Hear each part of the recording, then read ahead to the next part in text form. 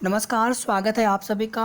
Added junior शिक्षक भर्ती में कॉमन मेरिट वाली जो बात लिखी हुई थी साथियों, कॉमन मेरिट सरकार बना सकती है और कॉमन मेरिट पर इनका फैसला भी हो सकता है। कॉमन मेरिट बनाने से इनको क्या फ़ायदा होगा, गवर्नमेंट को क्या फ़ायदा होगा, ये आपको बताने का प्रयास करेंगे। और 35:1 के अनुपात में जो हम सभी को बताई गई थी कि सीटें घटेंगी, 35:1 के अनुपात में अगर भर्ती करते हैं यहाँ पर, तो इसलिए 35:1 के अनुपात में भर्ती ना करते हुए जो पुराने अधियाचित पद हैं उसमें कुछ सीटें रिटायरमेंट की जोड़ करके भर्ती करने की बात बताई जा रही थी। क्या आप समझ पा रहे थे ये सब चीज़ें, इन सब चीज़ों का मतलब क्या निकल के आ रहा था? मान लीजिए हमने एक एग्जाम्पल भी दिया था और हमने पिछले वाली वीडियो में हमने अपना एक कमेंट भी पिंड किया हुआ था, उसमें हमने आपको विस्तार से वहाँ पे बताया हुआ था कि मान लीजिए किसी विद्यालय में 105 बच्चे हैं सपोज दैट, तो यहाँ पर 35 और 1 के अनुपात में अगर कॉमन मेरिट बनती है। कॉमन मेरिट का मतलब हो गया कि यहाँ पर विशेष शिक्षक से मतलब नहीं है, ओवरऑल जो है शिक्षकों की संख्या देखी जाएगी। तो कितने यहाँ पर शिक्षक आवश्यक होंगे? 3 शिक्षक यहाँ पर चाहिए होंगे। लेकिन अगर विशेष शिक्षक देखा जाएगा तो एक जो शिक्षक होगा वो एक विषय पढ़ाएगा, दूसरा शिक्षक उन्हीं बच्चों को दूसरा विषय पढ़ाएगा, तीसरा शिक्षक अलग जो सब्जेक्ट का होगा वो अपना पढ़ाएगा सब्जेक्ट उन्हीं बच्चों को। यानी उन्हीं 35 बच्चों पर यहाँ पर कुल 5 शिक्षकों की आवश्यकता पड़ेगी। और 105 बच्चों का मतलब हो गया कि यहाँ पर कितने 15 शिक्षकों की आवश्यकता पड़ेगी। तो यहाँ पर देखेंगे लगभग 5 गुना का फर्क पड़ जा रहा है। क्योंकि आप देखेंगे जिस प्रकार से जो बच्चे होते हैं, जिस प्रकार से जो ये RTE का रूल है, ये लोग कह रहे थे कि बेसिक में वो रूल अप्लाई करते हैं, एडेड में वो रूल अप्लाई नहीं करेंगे, या फिर नोटिफिकेशन जो दिया है उसके अनुसार भर्ती प्रक्रिया की जाएगी। विषयवार मेरिट बनने से शिक्षकों की संख्या ज़्यादा बढ़ेगी, यानी जो शिक्षक आवश्यक होंगे। कॉमन मेरिट बनने पर बहुत ज़्यादा नुकसान होगा। अधिकारी पहले कह रहे थे कि 3 गुना 4 गुना सीटें बढ़ेंगी, अधिकारी ऐसे नहीं बोल रहे थे। पहले क्या था कि सब्जेक्ट वाइज ही मेरिट बनना है, क्योंकि सब्जेक्ट वाइज ही पेपर करवाया गया था, सब्जेक्ट वाइज ही हमें पेपर देना था। कोई भी एक विषय लेकर के हम पेपर दे सकते थे, लेकिन सब्जेक्ट की बाध्यता थी। अगर सब्जेक्ट की बाध्यता नहीं थी तो फिर डबल गोला वाला मामला नहीं होता, इनवैलिड सब्जेक्ट वाला मामला नहीं होता। किसी एक विषय को लेकर के ही हमें पेपर देना था, इसका मतलब है कि हम उसी विषय के शिक्षक बनना चाहते हैं, सीधा सा मतलब हो गया था। तो उसी प्रकार से सब्जेक्ट वाइज मेरिट भी बननी चाहिए थी। लेकिन कॉमन मेरिट की बात आते ही आप देखेंगे अधिकारियों की तरफ से क्या बोला जा रहा है कि सीटें जो है देख लीजिए कितना बढ़ेंगी, मतलब कोई भी क्लियर नहीं बता रहा है। अब कोई भी 3-4 गुना वाली बात नहीं कर रहा है, जबकि पहले 3 गुना 4 गुना सीटें बढ़ेंगी ऐसा बताया जा रहा था। सरकार की मंशा हम सभी लोग जानते हैं, मिनिमम से मिनिमम सरकारी रोजगार देना या फिर सरकारी रोजगार को पूरी तरह से समाप्त कर देना।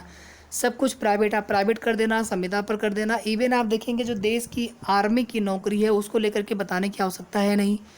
तो ये तो फिलहाल में एक छोटी सी भर्ती हमारी है। कॉमन मेरिट सरकार की मंशा है और हमें आपको यहाँ पर पूरी तरह से उलझा करके रखा गया। पहले हम देखिए अधिकारियों की भी गलती क्या बोले, या तो उन लोगों को भी बिल्कुल क्लियर बताना चाहिए कि हाँ भैया इस प्रकार से चीज़ें हैं, ताकि बच्चे हम लोग अपना बिल्कुल स्पष्ट हो जाए हम लोगों के सामने कि हमें क्या करना चाहिए। सब कुछ जब शासन के हाथ में था तो जो अधिकारी है उनको भी बिल्कुल क्लियर बताना चाहिए कि इस प्रकार से भी चीज़ें हो सकती हैं। कॉमन मेरिट बनने पर भर्ती में विवाद बढ़ेगा। इसके पीछे का रीज़न आप सभी लोग जानते हैं कि मैथ साइंस, आप कोई कितना भी अपना तर्क दे, सीधा सा सवाल है कि 1 घंटे में आपको 100 क्वेश्चन मैथ साइंस के करने हो, आप 60 70 80 क्वेश्चन से ऊपर नहीं कर पाएंगे। मैथ का क्वेश्चन बहुत बढ़िया था, 40 क्वेश्चन मैथ के थे और मैथ के उन 40 क्वेश्चन को करने में लगभग जो है 1.5 पौने 2 घंटे समय लग गया था। जिनका मैथ साइंस का पेपर होगा सबको पता है।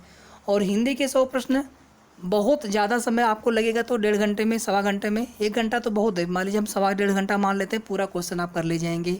हिंदी में प्रश्न करना भी आसान होता है, हिंदी में ज़्यादा प्रश्न सही होने के भी चांस रहते हैं। मैथ साइंस में कैलकुलेटिव होता है, साइंस में भी क्वेश्चन बहुत अच्छे आए हुए थे, लेवल बहुत अच्छा था। ऐसा नहीं कहेंगे कि SST का लेवल अच्छा नहीं था, या फिर हिंदी संस्कृत का सबका लेवल अच्छा था। लेकिन आप अंग्रेजी वाले विषय वाले जो जिन लोगों ने चुना था उनको आप हिंदी से कंपेयर करेंगे, या SST वालों को हिंदी से कंपेयर करेंगे 10। वैसे ही देखेंगे एकेडमिक की वजह से सब लोग पिछड़े हुए हैं। जिनके एकेडमिक कम है उनका दर्द वही जानते हैं, जिनके एकेडमिक ज़्यादा है वो तो ऑलरेडी जो है 10 12 15 नंबर सुपर टेट में आगे हो गए हैं, जिनके एकेडमिक कम है उनकी तुलना में। तो एकेडमिक की वजह से वैसे ही देखेंगे बहुत सारे जो सुपर टेट में अच्छे नंबर पाए हुए कैंडिडेट्स का हो सकता है कि सिलेक्शन ना हो पाए और कम वालों का सिलेक्शन हो जाए क्योंकि उनके एकेडमिक अच्छे हैं।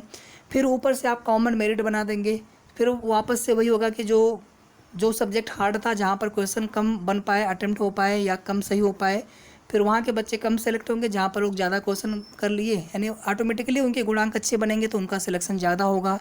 फिर इन फ्यूचर ये भी एक समस्या है कि फिर वे लोग कैसे पढ़ाएंगे।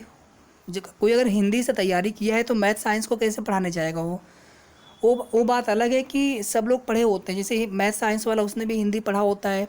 अब कोई तर्क देगा कि हिंदी वाले पढ़ा लेंगे मैथ साइंस, तो ये बात पहले क्लियर करना चाहिए था। और जो लोग कह रहे हैं नोटिफिकेशन में लिखा है कॉमन मेरिट, ऐसा कहीं नहीं लिखा है। नोटिफिकेशन में ये लिखा है कि अलग अलग जो सब्जेक्ट हैं उनके जो है अलग अलग उसी हिसाब से पेपर होंगे और हमें कोई एक जो है सब्जेक्ट चुन करके हमें उसी सब्जेक्ट में पेपर देना होगा।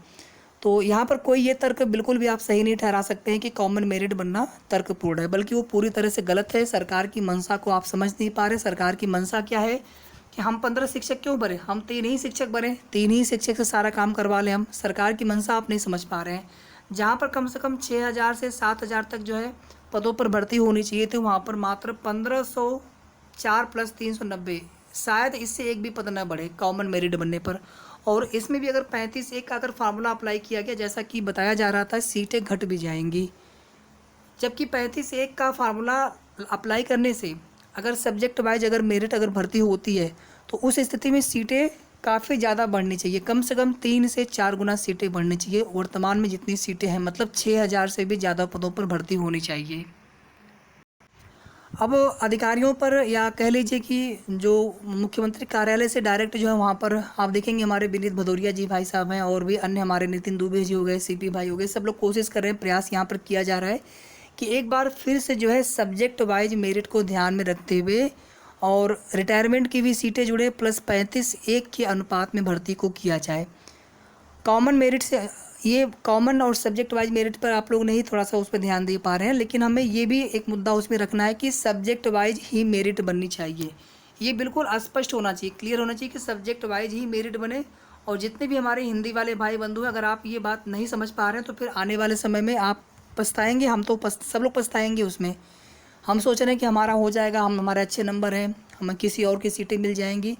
हम अगर ऐसा सोचते हैं कहीं ना कहीं हमारा भी नुकसान होगा, बाकी जिसका नुकसान तो हो ही रहा है। इसीलिए सब्जेक्ट वाइज ही मेरिट बने, पहली बात। दूसरी बात जो है 35(1) का अनुपात पूरा किया जाए। अगर ऐसा हो गया, अगर शासन ने अगर ऐसा कर लिया, 100% सीटें भी बढ़ेंगी और हम लोगों की उम्मीद से ज़्यादा सीटें बढ़ेंगी। लेकिन अगर सरकार ने ये ठान लिया होगा कि नहीं हमें कॉमन मेरिट ही बनानी है, कम से कम शिक्षकों की भर्ती करनी है, तो वो बात अलग है। कॉमन मेरिट पर अगर 35(1) का अगर इन लोगों ने फिर से अध्याचन लेना स्टार्ट किया, 10-15 दिन का समय भी उसमें डिले भी होगा, 15-20 दिन भर्ती में डिले भी होगा, सीटें भी घट सकती हैं। हमने कमेंट भी पिंड किया था पिछले वाले वीडियो में कि 35(1) के अनुपात में भर्ती होने पर सीटें क्यों घटेंगी। शासन की मंशा अगर कॉमन मेरिट की होगी तो मान लीजिए किसी एडेड स्कूल में कुल बच्चे 105 है और उस स्कूल में टीचर 2 हैं, अभी तो कॉमन मेरिट बनने पर 35(1) के अनुपात में 3 टीचर चाहिए होंगे, यानी रिक्तियाँ होंगी हमारे पास केवल एक भर्ती के लिए। और अगर विषयवार मेरिट बने तो कुल 15 टीचर चाहिए होंगे 105 बच्चों के हिसाब से। भाई 35 पर एक टीचर चाहिए, एक विषय के लिए 3 टीचर हो गए, ऐसे 5 विषय और सभी विषय बच्चे पढ़ेंगे भी। ऐसा तो नहीं कि कोई विषय बच्चे नहीं भी पढ़ेंगे, ऐसा तो होता नहीं है। इस प्रकार से 13, जहाँ पर एक टीचर वहाँ पर 13 टीचर भर्ती करने पड़ेंगे। तो सरकार की मंशा अगर रोजगार देने की होगी तो सब्जेक्ट वाइज मेरिट बनाएंगे, अदरवाइज अगर उनको कम से कम अगर शिक्षक भर्ती करना होगा तो सब्जेक्ट वाइज के बजाय बल्कि वो कॉमन मेरिट पर बल देंगे। और कॉमन मेरिट पर अगर 35(1) के अनुपात में भर्ती होगी तो सीटें घट भी सकती हैं। अब देखिए आगे क्या होता है। बाकी अब यहाँ पर बहुत ज़्यादा परेशान सा हो गए हम लोग कि आखिर सरकार की मंशा जिस प्रकार से गवर्नमेंट जॉब को लेकर के है, सरकारी रोजगार को लेकर के है, उसको देखते हुए और हम लोग मांग कर सकते हैं, अपने प्रयास कर सकते हैं अपनी, बाकी गवर्नमेंट जो चाहेगी वही करेगी।